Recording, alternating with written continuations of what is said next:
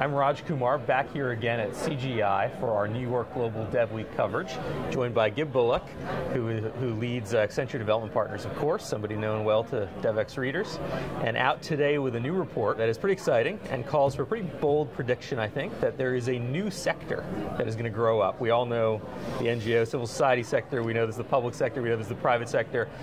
Here at a place like CGI, we're talking about the convergence of all these, another term that you and your team have coined. Now you're saying that's going to lead to something totally new that we're going to know in the future as the fourth sector. What is that fourth sector? Tell us about it. So, Raj, our basic premise is that the development sector in the next decade is going to be a very different development sector from, let's say, the last several decades. The disruptive power of technology, digital, we all talk about mobile phones, but I don't think we've really actually understood just how disruptive technology is going to be.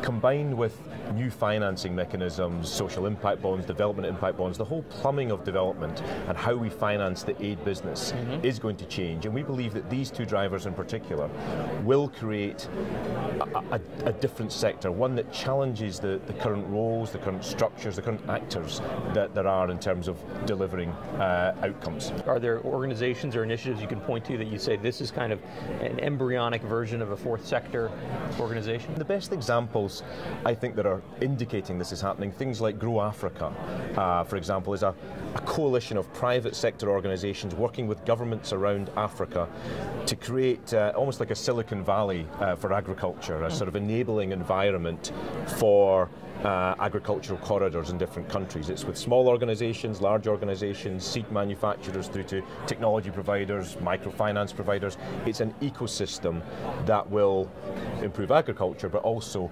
have a massive development impact at the same time. Quite different from your traditional private sector, public sector approaches.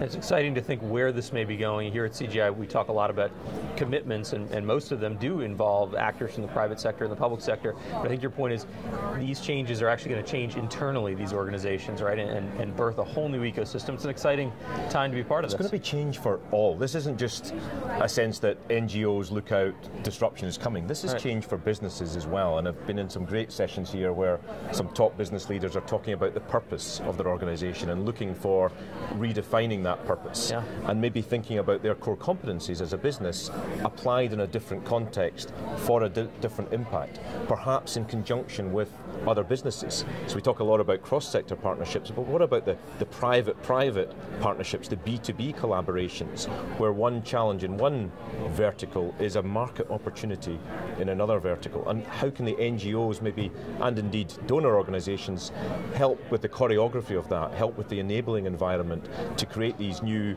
yes, potentially coalitions, but maybe ultimately wholly owned joint ventures. Well, I love the vision, and we really appreciate you being part of this conversation and being an important part of CGI.